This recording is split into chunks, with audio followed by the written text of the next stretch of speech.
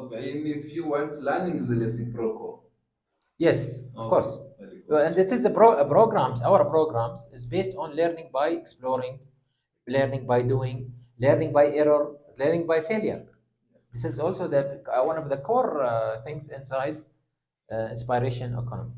Yeah. It seems to be special, so special. So before you tell us about new economies, let's give floor to Dr. Emmanuel so that he gives us a comment about inspiration economy that has been shared. Yes, you need comment on that. Yes, I need your comment on If he's ready, maybe Liberata want to comment. Yeah. Okay, okay. So, my comments is that it is very interesting, of course, yeah.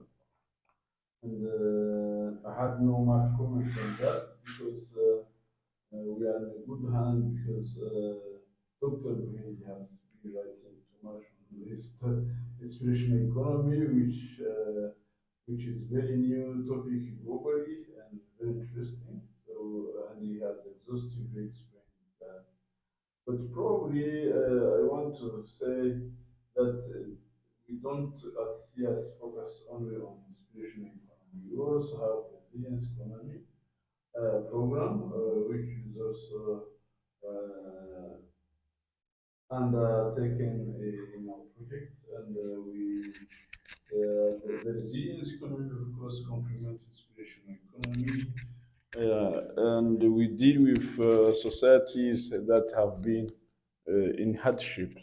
I mean, that has been threatened by historical background, like Rwanda, which has genocide, 1994, and other social crises, which preceded that, and high conflictuous region, especially Rwanda is among the mineral conflict zone, like other 11 Great Lakes region countries.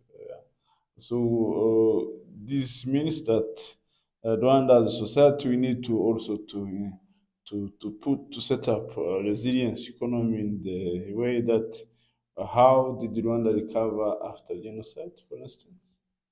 How did Rwanda get policies like unity and reconciliation through homegrown solution like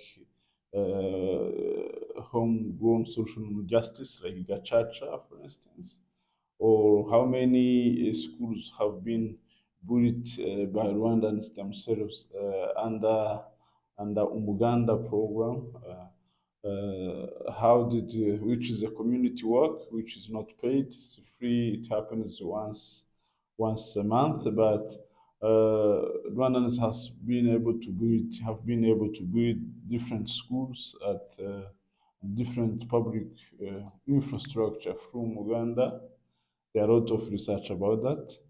But we don't talk only about Rwanda, we talk also other regions because if you see different approaches, like capability approaches of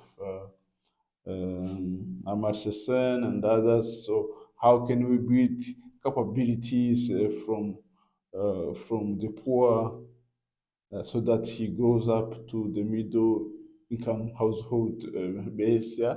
Or maybe how can you teach a woman or a man who has no education but to educate the kids? So those are different understanding. Yeah, you can have, for instance, a historical marginalized person who has never been to school at all, but we need him to to cope up with that situation by not being taken by his history, but cope up with development process. So those are resilience, what we call in Kinyarwanda ubudaheranwa, to be not taken by the past. So it is something also innovative that our institute is bringing in, and we hope that it will be very helpful to many people here in Rwanda and around the world. Thank you. Welcome, Dr. Emmanuel. I prefer the way you are very perspective. You answered it the way I expected it to be answered. So I would like to pass the floor to Madam Rivera. What's your comment on explanation economy? What's your comment on what these experts have been talking about? Thank you, Dr. Mohamedi, for explaining about the economy, exploration economy. So nowadays we know that we advance more in the technology and science, and with advancement in technology and science, there are more socio-economic problem. You know, nowadays you have a increase in many social problem, socio-economic problem like divorce. You have a case of teenager pregnancy. You have a drug uh, case of youth who use drugs. We have many problems. So this is inspiration economy will help us to know how to combine technology and at the same time try to address socio-economic problems. Yeah, because it will help us uh, to let many people's different institutions, private, be aware of socio-economic problems. So once at least they know that you have those problems, they will they will they will know also about the opportunities we have.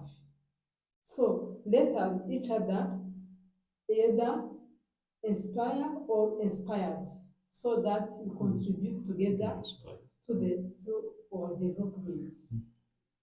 Thank you. Welcome. If it was Okay, so I have comment also. And first of all, I would like to thank Dr. Nihua was trying to talk about the other concepts, which is maybe we'll cover in future episodes hopefully. And it seems the three of us together is better than each one separate. I think you were planning to meet each one of us separately.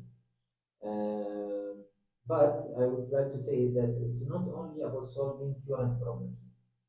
Valuation economy, one of its techniques, it solves current problem by foresighting the future. Okay. For example, we know that there is a problem coming that might create conflicts and might create problems. For example, about youth unemployment, which is very high in the whole world, but very, very high in Arab world, and very, very, very, very high in Africa. Okay, and Rwanda is one of them, of course. Even though the country is trying its best to bring new programs, new initiatives, but the number of people who are unemployed is a lot, and we can cover this in another maybe episode of your podcast. Yes. This is an example. It's something that we need to tackle. Okay, and you've seen maybe you'll see how come inspiration economy write about something called need. Yes. Okay, not unemployment, not an education. That's the short of the word. Yes. Not any training. They call it NEET. Who I want to Google it. If you see a research inspiration economy, I've written a lot about that. Because it's one of the future things. We have written a lot about, for example, things about NCD. So we are not talking only about socio-economic as per se, which is I defined in the beginning. I mean, even the brother elaborated on, which is about the, for example, poverty or migration or youth or women development. But no. Every organization, even governments, every organization, private sector, NGO, and so on, they have a socio-economic issue inside the organization itself, which we need to have detected. So we believe in making people engage, like the brother was saying, engage with the socio-economic issues. People, I mean organizations, communities, governments, involved with socio-economic issues in different ways. Yes. Not only the known ones, it will solve lots of problems. As I said, maybe in the last workshop, we talked about, for example, NCDs, non-communicable diseases. Yes. Okay. Now, NCDs is something that we can see it is, diverse, means, and complex. The more people will have, like the brother was telling about, for example, technology. Mm. or accessibility to life's facility.